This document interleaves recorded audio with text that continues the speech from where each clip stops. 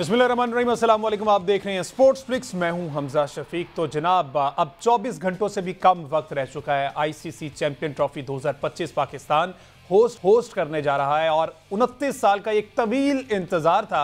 Pakistani cricket शायकीन को इंतजार करना पड़ा, पाकिस्तानी क्रिकेट बोर्ड को इंतजार करना पड़ा, क्रिकेटर्स को इंतजार करना पड़ा कि आईसीसी का इवेंट यहाँ पाकिस्तान उसका होस्ट हो। और हम पूरी दुनिया जानती कि हमसे बेहतर मेज़बान शायद ही पूरी दुनिया में हो। और जिस तरीके से लाहौरी है, जिस तरीके से कराची वाले, पूरे पाकिस्तान के शहर जितने भी हैं, जिस तरह से वार्म वेलकमिंग ये फ़ैन है, ये मेरा ख्याल पूरी दुनिया में कहीं नहीं मिलेंगे। तो अब कुछ ही देर का फासला रह गया है, कुछ ही देर का इंतजार रह गया है और तैयारियां पूरी हैं। पाकिस्तान की टीम नेशनल स्टेडियम में मौजूद है।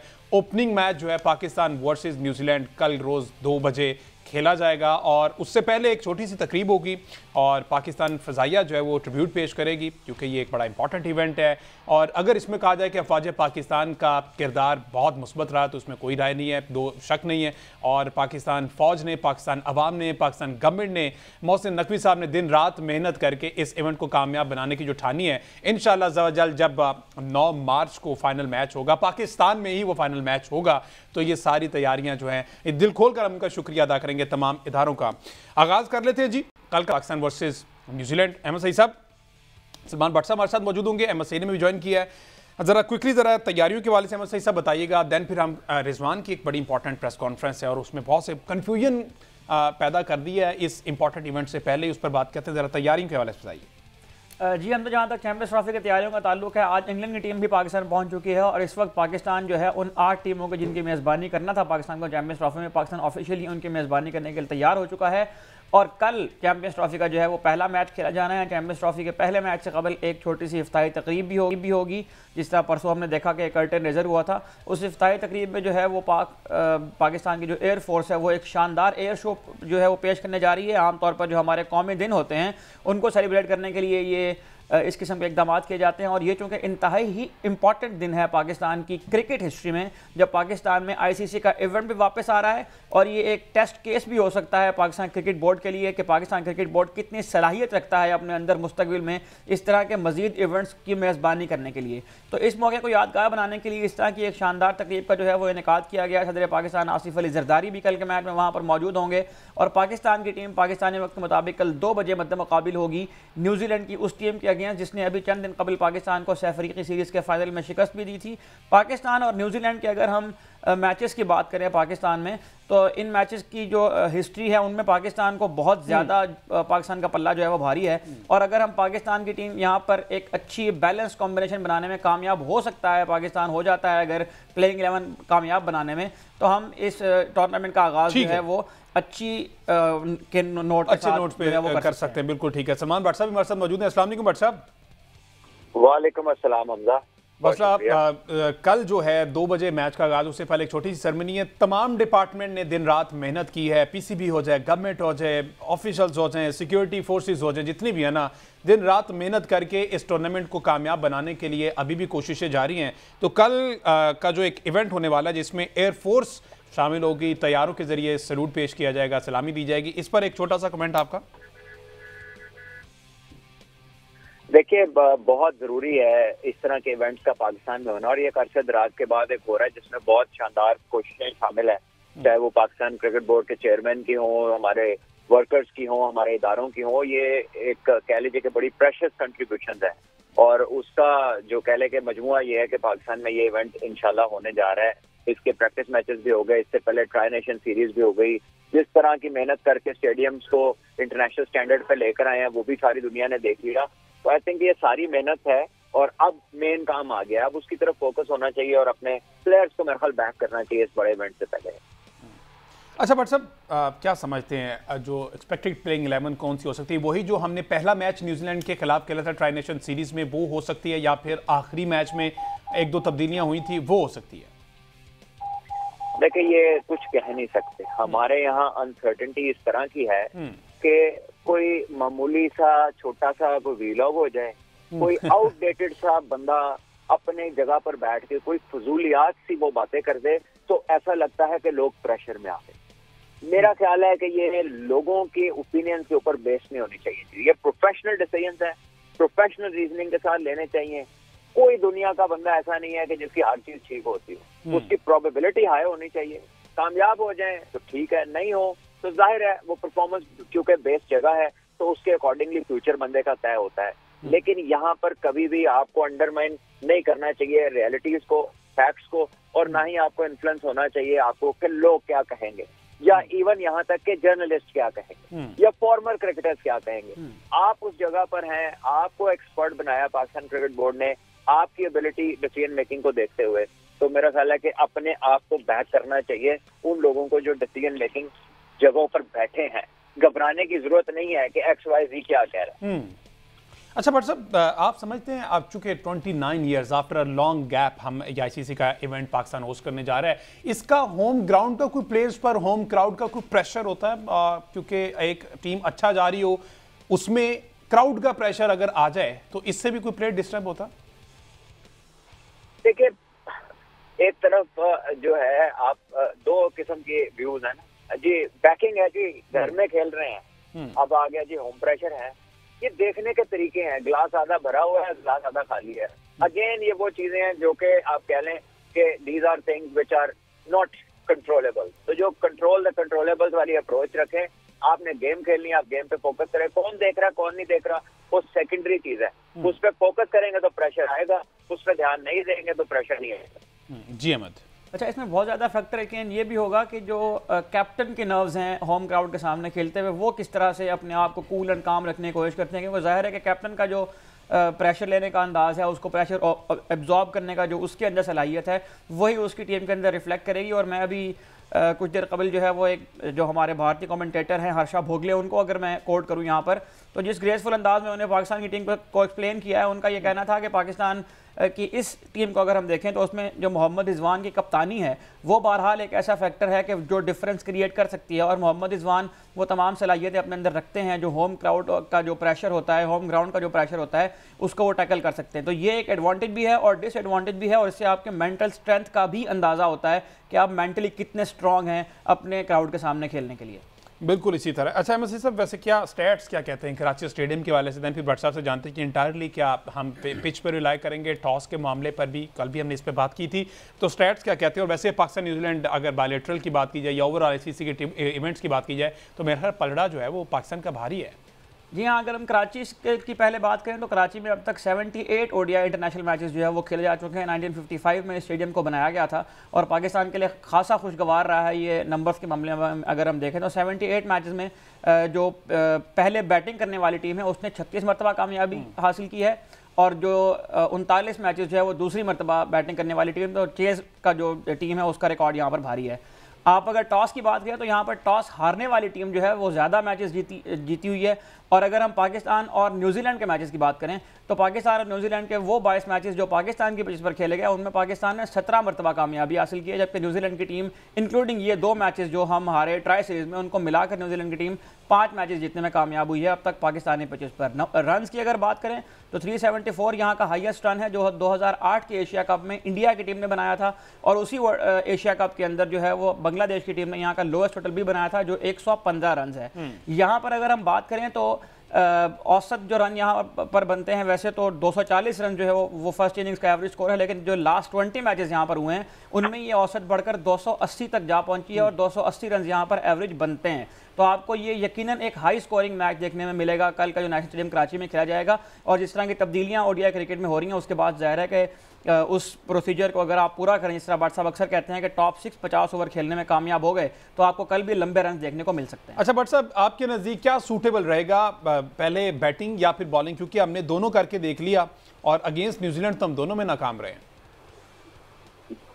देखिए, ये चीजें वो हैं जो पिच और ग्राउंड कंडीशन के ऊपर मबनी होती हैं। ये पहले से इस पर जहन नहीं बनाना चाहिए। कुछ टीम स्ट्रेंथ को देखते हैं, कुछ ऑपोजिशन की स्ट्रेंथ को देखते हैं, और उसके बाद आप देखते हैं कि on the day given condition क्या है। तो आई थिंक मोर और लेस तो पाकिस्तान की जो 15 है इसमें से तो 11 खुद ब खुद बने पड़े हैं। ठीक है, एक आधा है वो भी ऑन द बेसिस ऑफ जो है कंफ्यूजन इसलिए है कि जी फलाना ये कह रहा है, फलाना ये कह रहा है। भाई जब आपने टीम बनाई थी तो if you had not thought about कि ये जब हम बनाने जा रहे हैं तो इस पर बात होगी, तो फिर तो ये मतलब आपकी कह लें कि जहानत पे नहीं है ना। तो अब इस पे जो होना था वो तो हो ही रहा है। तो I think you should go in with clear head आपकी प्लेइंग 11 क्या होगी। कल मैं सुन रहा था कि जी बाबर आजम ओपन नहीं करेंगे, सारा रौला सारी दुनिया इस पर आके, तो उस तो बाद एंड टाइम तक जो शायद वो वनडाउन खेलेंगे। आई थिंक ये अच्छी मैसेजिंग नहीं है। दिस शोज द कि आप पुख्ता नहीं है अपने इरादों में, अपनी उसके अंदर। So I think we should proceed with confidence, और जिससे जो रोल। अच्छा ठीक है, थोड़ा सा अच्छा वैसे आपने जो बात की मोहम्मद रिजवान ने आज जो प्रेस कॉन्फ्रेंस की है, अभी कुछ देर कबल उन्होंने मीडिया से बात की है, उसमें भी काफ़ी सारे कन्फ्यूजन उन्होंने दूर करने की कोशिश की है, और उन्होंने ये कहा है कि बाबर आजम ही कल के मैच में जो है वो ओपनिंग करते हुए नजर आएंगे। लेकिन उन्होंने इस बात का इंदिया ज़रूर दिया है कि ऑन द लॉन्गर रन मुस्तकबिल में पाकिस्तान को यकीनन एक स्पेशलिस्ट ओपनर की ज़रूरत रहेगी। तो ये जो जिस तरह से टीम सेलेक्ट की गई है और उसको अब मीडिया पर आकर जो है वो क्लैरिटीज देने की कोशिश की जा रही है, इससे भी यकीनन कुछ ना कुछ कन्फ्यूजन कहीं ना कहीं टीम के जहन में है उनके बनाने में, कि एक तरफ आप ये कह रहे हैं कि बाबर आजम जो है वो ओपन भी करेंगे, और साथ ही आपने ये भी कह दिया कि हमें स्पेशलिस्ट ओपनर की ज़रूरत भी है। तो या तो आप बाबर आजम के ऊपर एतमाद करें, ट्रस्ट करें, और जिस कैलिबर के वो जिस क्लास के वो प्लेयर हैं उनको आप जिस पोजीशन पर भी खिलाएंगे वो आपको परफॉर्म करके दे रहे हैं। लेकिन अगर आपने ये टीम चूज़ कर ली है अब, तो फिर मेरा ख्याल है कि इसके ऊपर ट्रस्ट करना चाहिए। जिस तरह से आपने टॉस के बारे में कहा, मोहम्मद रिजवान ने आज ये भी कहा है कि जो हमने दूसरी बारी ली थी न्यूजीलैंड के अगेंस्ट, जो हमने टॉस जीतकर पहले बैटिंग की थी दूसरे मैच में, वो हमने इसलिए किया था कि हम अपनी स्ट्रेंथ को देखना चाह रहे थे, और हमने अपनी उन खराबियों को मार्क किया है, उन अपनी जो हमारी शॉर्ट कमिंग्स हैं उनको हमने मार्क किया है, नोट किया है, और उसके ऊपर हमने काम भी किया है। तो हम उम्मीद रखते हैं कि पाकिस्तान की टीम कल चैंपियंस ट्रॉफी में जिस तरह से नजर आएगी वो यकीनन उससे बदली हुई टीम नजर आएगी जो प्रीवियस 2 मैच में हमने न्यूजीलैंड के अगेंस्ट देखी। ठीक है। अच्छा भट्ट साहब, अभी रिजवान की प्रेस कॉन्फ्रेंस की बात कर रहे हैं अहमद सईद, उसमें उन्होंने जो पॉइंट किया ना, उन्होंने कहा कि ठीक है इसमें बाबर आजम ही कर रहे हैं, ये तो कोई इसमें दो राय नहीं है, बाबर आजम अच्छा परफॉर्म कर रहे हैं, वो करेंगे भी, लेकिन साथ ही उन्होंने कहा कि हमें फुल टाइम ओपनर की जरूरत पड़ेगी मुस्तकबिल में। तो फिर ये किस किस्म की तैयारी है कि एक इंपॉर्टेंट इवेंट पे आप कोई प्रॉपर ओपनर नहीं लेके जा रहे, और आगे चल के आप कह रहे हैं कि हम इनको ओपनिंग स्लॉट में रखते भी नहीं है, ये वन डाउन आएंगे या नीचे आएंगे, तो ये किस किस्म की थिंकिंग है? हमजा, ये किसने फरमाया है? ये मोहम्मद रिजवान कप्तान जी ने आज की प्रेस कॉन्फ्रेंस, बहुत टूट के आ रही है। आज की प्रेस कॉन्फ्रेंस में रिजवान साहब ने कहा ये।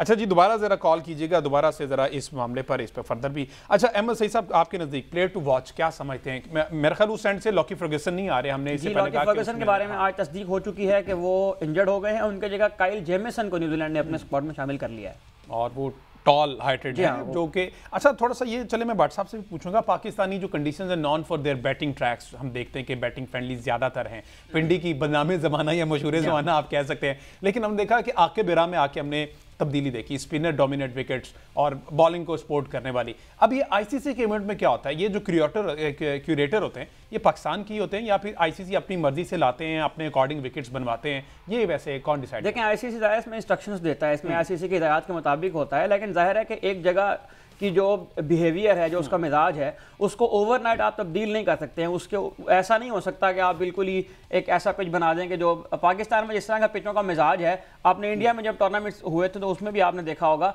कि जहां पर लंबे रन बनते थे वहां पर रन का सैलाब लगता था। बेंगलोर में आपको याद होगा कि न्यूजीलैंड की टीम ने ही पाकिस्तान के खिलाफ 401 रन बना दिए थे, और कुछ ऐसी पिचेस वहां पर थी जहां पर स्पिनर्स को हेल्प मिलती है। चेन्नई में ऑस्ट्रेलिया और इंडिया का मैच जो हुआ था वो लो स्कोरिंग मैच था।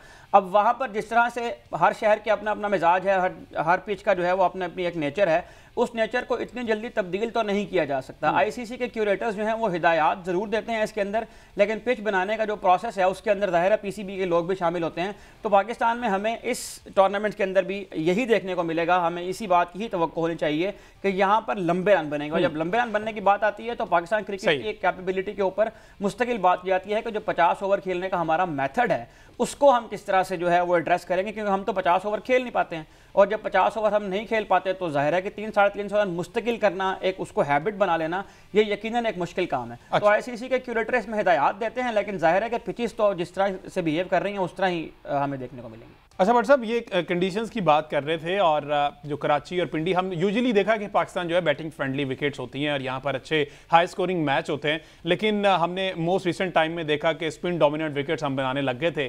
तो अभी अहमद सईद से भी मैं ये पूछा था कि आईसीसी ऑफिशियली जो है वो डिसाइड करता है कि विकेट किस तरह से बनेगा आईसीसी इवेंट के लिए?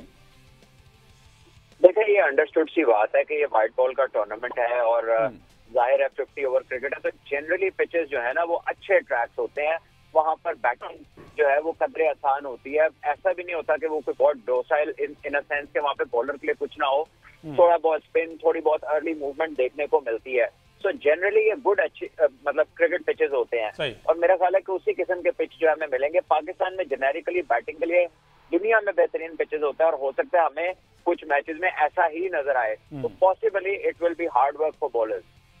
ठीक है जी, एक ब्रेक लेते हैं जी। ब्रेक के बाद जब वापस आते हैं तो फिर सलमान भट्ट साहब से वही रिजवान वाला सवाल करते हैं कि आखिर रिजवान क्लियर क्यों नहीं। उन्होंने ये कह दिया कि अभी तो इस पूरे टूर्नामेंट में बाबर ही ओपन करेंगे, लेकिन इन अ लॉन्गर रन हमें एक प्रॉपर ओपनर की जरूरत है। तो ये बहुत सी कंफ्यूजन पैदा करने वाली स्टेटमेंट है। इस पर बात करेंगे ब्रेक के बाद। स्टे विद अस।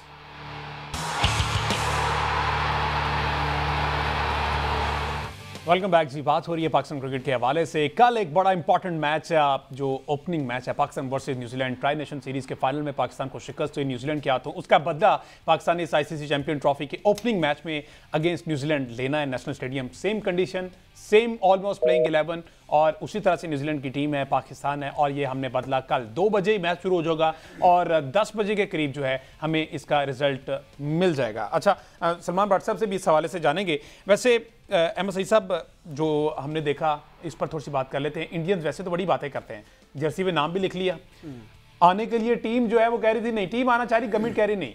अब जो उनके सहाफ़ी है ना, वो तरले कर रहे थे कि किसी तरह पाकिस्तान का वीज़ा मिल जाए। तो मेरा ख्याल 4-5 को वीज़ा मिल गया पाकिस्तान का, जिसमें जो टॉप पे नाम है विक्रांत गुप्ता, जो बहुत सी बातें करते थे और यही वो कहते थे कि जनाब अगर पाकिस्तान हम सेफ फील नहीं करते तो नहीं जाना चाहिए हमारी टीम।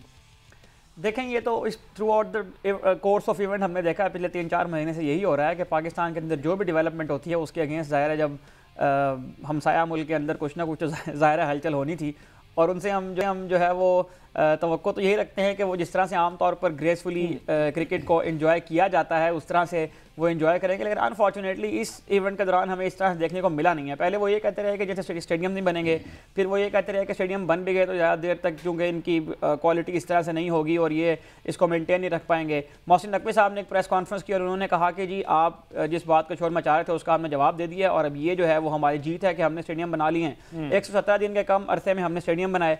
उसके बाद ये लोग चाहते थे कि ट्रॉफ़ी जो है वो साउथ अफ्रीका शिफ्ट हो जाए। अब वो ट्रॉफ़ी इंशाल्लाह कल शुरू होने वाली है, टीमें यहाँ आ गई हुई हैं, एक माहौल बन रहा है इवेंट का। लेकिन जाहिर है कि जिस तरह की फराख दिली और कुशाद दिली का मुजाहरा पाकिस्तान क्रिकेट बोर्ड की जानिब से किया गया है, उतना बड़ा दिल शायद अभी BCCI अपने अंदर पैदा नहीं कर पाया। और हमने यही देखा था कि लास्ट ईयर जो एशिया कप हुआ था जिसकी मेज़बानी के हुकूक पाकिस्तान को मिले थे, उसमें भी उन्होंने हाइब्रिड मॉडल के तहत खेलते हुए न सिर्फ पाकिस्तान आने से इनकार किया, बल्कि मेरा ख्याल है कि मैं इसको बहुत ही मुझे अल्फाज नहीं इसके लिए मिल रहा है कि ये किस किस्म की बचगाना हरकत थी कि आपने पाकिस्तान का नाम भी अपनी किट के ऊपर लिखना गवार नहीं किया, जबकि पाकिस्तान जो है वो मेज़बानी के हुकूक रखता था। तो अब जो है वो ICC के सामने उन्हें घुटने टेके हैं और पाकिस्तान का नाम जो है वो अपनी शर्ट के ऊपर पहली बार वो लिखने पर मजबूर हुए। इस पर फर्दर भी बात करते हैं। अगेन वही बात मैं सलमान भट्ट साहब से जानने की कोशिश करूंगा, क्योंकि एक बड़ा ये इंपॉर्टेंट जो है वो प्रेस कॉन्फ्रेंस के दौरान ये बात कर दी गई है।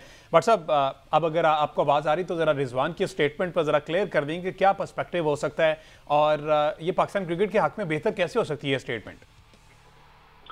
देखिए, आई बिलीव के स्टेटमेंट जिसकी आप बात कर रहे हैं वो यही है कि आगे जाके हमें रेगुलर ओपनर को देखना पड़ेगा। यस, तो हमारा तो बड़े अरसे से रेगुलर ओपनर ही खेल रहे थे। पहले फखर और इमाम कह रहे थे, फिर अब्दुल्ला शफीक बीच में आए, उसके बाद अब साइम अयूब सेट हो गए टीम में, तो हम तो नॉन रेगुलर की तरफ गए ही नहीं है। ये तो अनफॉर्चुनेटली पहली बार ऐसा हुआ है कि अब आपका अब्दुल्ला शफीक फॉर्म में नहीं है और साइम को लग गई चोट, वो हो गए इंजर्ड, और अब आप क्या गया पाकिस्तान तो ऑटोमेटिक सिलेक्शन है। तो बजाय कि हम इमाम की तरफ जाते हैं जिन्होंने डोमेस्टिक में रन किए हैं, हमने एक middle order batsman south Shakeel की सूरत में टीम में डाल दिया, एक उस्मान खान की सूरत में टीम में डाल लिया।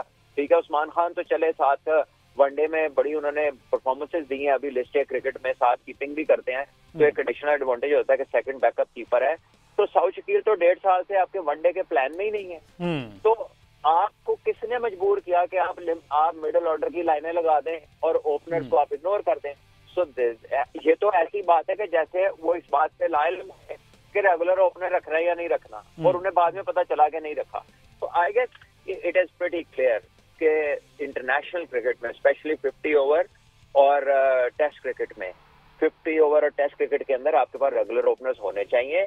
बहुत सारे लोग मैं देख रहा हूँ अच्छे खासे क्रिकेट खेले हुए ना, पता है क्या बातें कर रहे हैं कि वो जी T20 में ओपन करते तो क्या फर्क पड़ना चाहिए। भैयान बहुत फर्क होता है। T20 में बताएं कितनी देर स्लिप रहती है, T20 में बताएं कितनी कैचिंग पोजीशंस होती हैं। T20 में एक नया बॉल होता है, अच्छा बॉलर जितना मर्जी अच्छे बॉल कर ले, ठीक है, उसकी कह लेंगे 1 से 2 ओवर के बाद वो उसका स्पेल खत्म हो जाता है और कोई आउट बॉलिंग करने आ जाता है। तो परसिस्टेंटली अच्छे बॉल कोई कर भी ले तो वो 2 मैक्सिमम ओवर करता है अगर विकेट ना मिले तो उसका प्रेशर ही नहीं है बैटर के ऊपर। बॉलर जो है वो अपनी बचत ढूंढ रहा होता है, वो माइंड सेट ही नहीं है। ये नाइव बातें हैं कि जी वो T20 में कर लेता है तो वो इधर भी कर लेगा, हो सकता है वो कर ले, उसकी टेक्निक अच्छी है, बट इन प्रिंसिपल ये करेक्ट नहीं है। और इस तरह की जो बातें कर रहे हैं लोग, I am sorry to say they have got limited know how of what they are talking about. They might be specialised, वो कोई होगी चीज जिसमें वो उनको बड़ा यद्दतुला हासिल होगा, इस काम में यकीनन नहीं है। बिल्कुल ऐसे ही। जी अहमद साहब। अच्छा भट्ट साहब, आपकी एक स्टेटमेंट जो मैंने अपने पर्सनल नोट्स में लिख के रखी हुई है वो ये थी कि आपने ये कहा था कि a captain is as good as their resources. तो कैप्टन जो है वो उतना ही अच्छा परफॉर्म कर पाता है जितने उसके पास रिसोर्सेज हों। तो एक तो ये बता दीजिएगा कि क्या इस चैंपियंस ट्रॉफी में मोहम्मद रिजवान को वो रिसोर्सेज दिए गए हैं जो उनको कॉम्प्लीमेंट करें, और दूसरा ये बताइएगा कि टाइटल जीतने में जाहिर है कि कैप्टन का लक फैक्टर भी होता है, तो लक फैक्टर जो है वो कितना इंपॉर्टेंट होता है चीज़ों को फाइनल करने में इन बड़े इवेंट्स के अंदर, क्योंकि हमने ये देखा कि बहुत सारे बड़े इवेंट्स ऐसे हैं जिनमें आमतौर पर ऐसा रिसोर्स काम कर जाता है कि जो आमतौर पर आपके प्लान का हिस्सा नहीं होता। कुदरत का निज़ाम। देखिए, आई डू नॉट नो कि एब्सोल्यूट अथॉरिटी किसके पास है, ठीक है, क्या वो रिजवान के पास है, क्या वो आकिब जावेद साहब के पास है, या फिर ये भी कमेटी के डिसीजन है, ठीक है। So I am not a fan of committee के डिसीजन, ठीक है। मैं इस बात को समझता हूँ कि अगर कोई बंदा कॉम्पिटेंट है और उसको इन डेप्थ उसकी नॉलेज है और स्किल्स को समझता है और ऑपोजिशन को टैक्टिक्स को समझता है, ही शुड मेक डिसीजन, ठीक है। और आप दुनिया में राइज देख लें टीमों की, this always based on somebody strong in making decision, somebody who you know जो हेड ऑन लेता है चैलेंजेस को। वो कप्तान भी हो सकता है, वो हेड कोच भी हो सकता है। यू हैव टू आइडेंटिफाई कि दोनों में से कौन सा बंदा है जिसमें ये कैपेबिलिटी है। मशवरा जरूर करते हैं सारी दुनिया में मशवरा होता है, लेकिन डिसीजन मेकर कोई होता है। जब डिसीजन की ओनरशिप नहीं होती वहां पे काम ठीक नहीं होता। मेरा ख्याल है कि मैंने सारी बात कवर कर दी है इस सारे बात में। Now it is up to Rizwan कि वो क्या डिसीजन लेते हैं, ठीक है। और मैं फिर क्रिकेट बोर्ड को और रिजवान को, जो चेयरमैन साहब हैं, क्रिकेट बोर्ड तो छोड़े उसमें तो बहुत लोग हैं, मैं यही कहूंगा कि डू नॉट अपने कान उन लोगों पे ना धरे जिनका काम ही चीखे मार रहा है। जो मर्जी हो जाए उन्होंने निकलनी ही चीख है, ठीक है। तो ऐसे लोगों की बातों से कोई हासिल वसूल नहीं है। अगर आप समझते हैं कि एक प्रोफेशनल डिसीजन है और उसमें आपको वो लेना चाहिए, तो फिर आपको वो लेना चाहिए in the interest of Pakistan cricket, not in the interest of fans कि कोई क्या कहेगा। That will not matter. अगर पाकिस्तान टीम अच्छा करेगी तो आप रहेंगे, नहीं करेगी तो फिर हर एक को जवाब दे देना और उसका कोई ना कोई टाइम आ जाना है।